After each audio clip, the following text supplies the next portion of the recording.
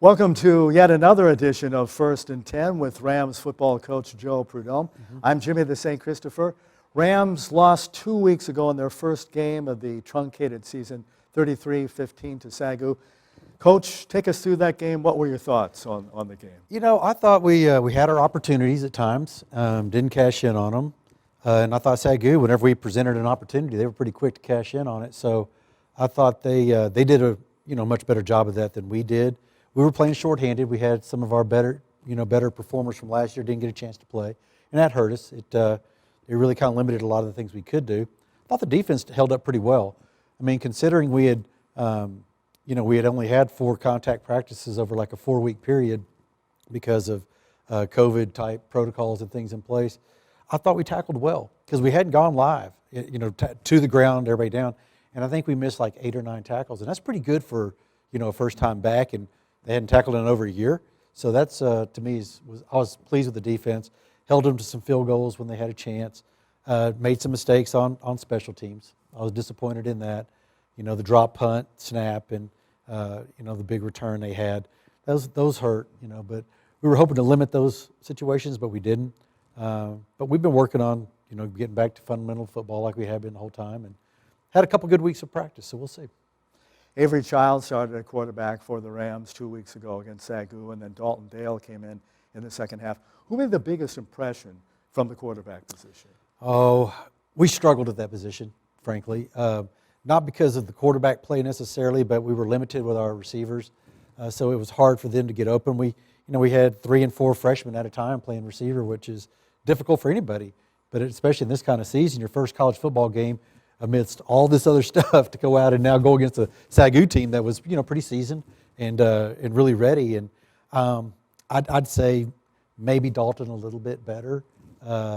Avery struggled a little bit, but also he was pressured a lot. So we didn't execute as well as I would have liked. But that's why you keep playing to get better.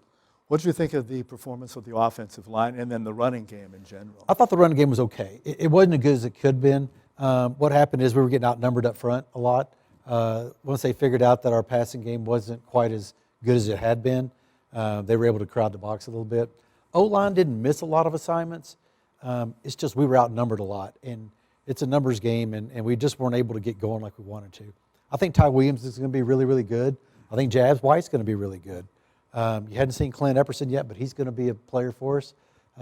So once we get those guys untracked and get some of our people back, I think we're going to be moving the ball a lot better. You touched on the defense, and what toughness did you see from the D? I saw them make a lot of plays. There were times that we held them to field goals when they had great field position, and I was very happy with that. We created some turnovers, which I thought was great. Our play overall was pretty physical.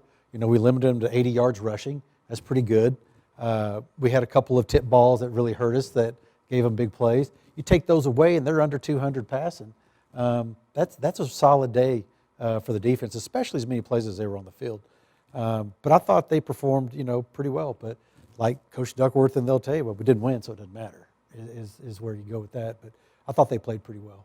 Some good numbers to show you how well they did play. 4 sacks, a pick, a fumble recovery, and 83 yards allowed rushing.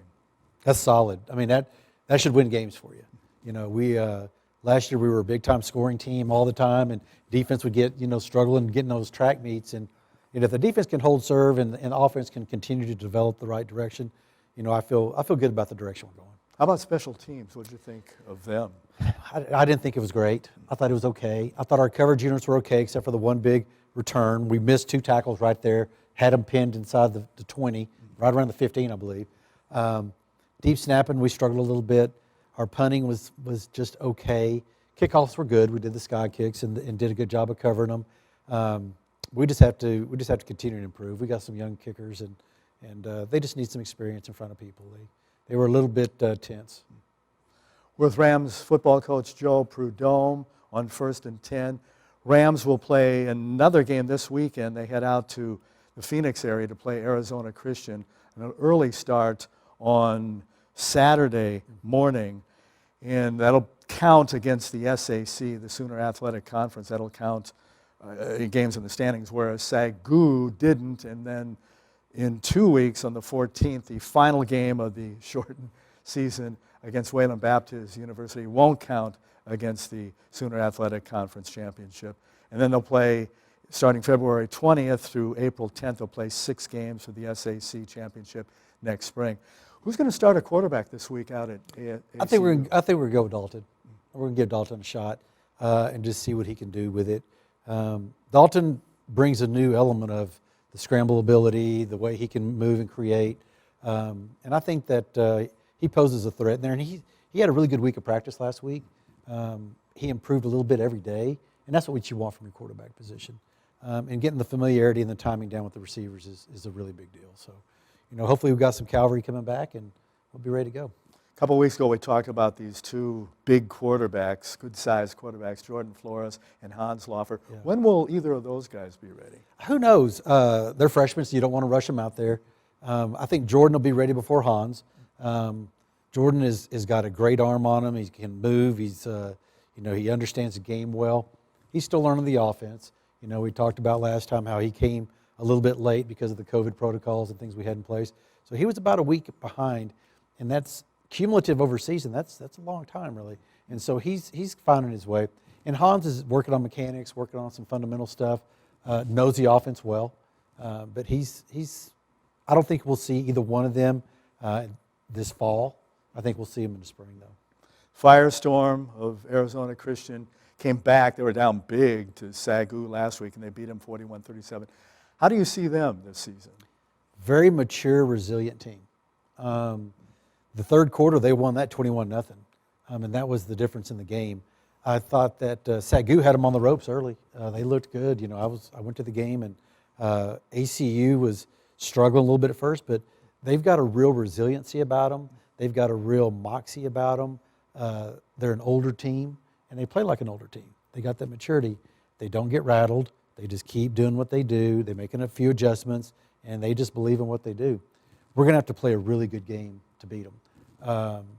The thing is, we just can't make mistakes. If we go out there and play them toe for toe, we got a good shot. If we don't, if we start having mistakes and fumbles or turnovers or missing tackles, we're going to be in a little bit of trouble.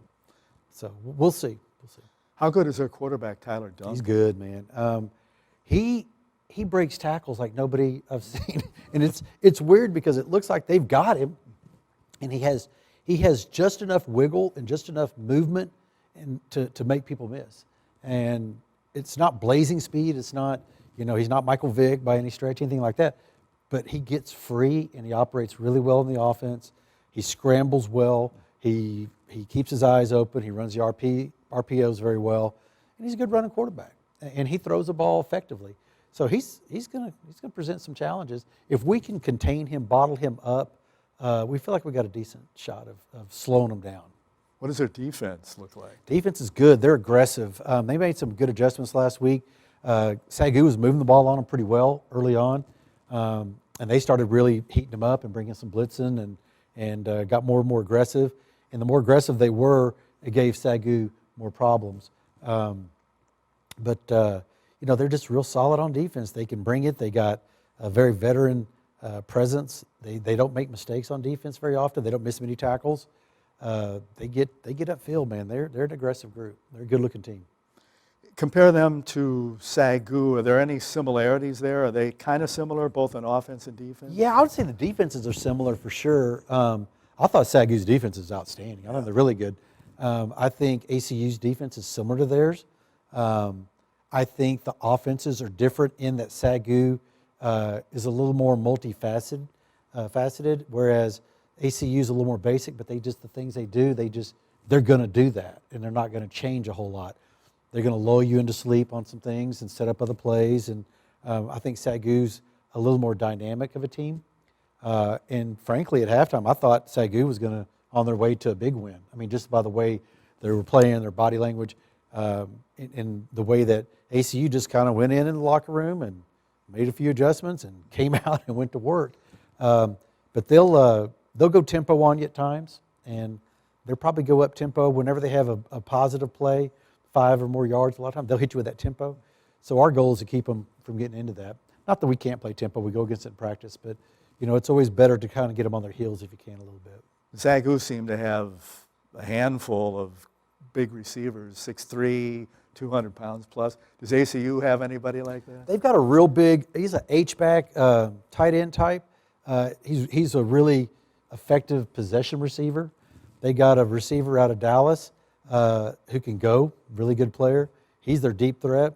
And they just set up the runs, man. And they don't have those big, huge guys like Sagu has. They don't have a couple of 6'3s outside, at least that we haven't seen. Now, maybe somebody was COVID or somebody was hurt, or you never know what rabbit's coming out of the hat next in this particular season.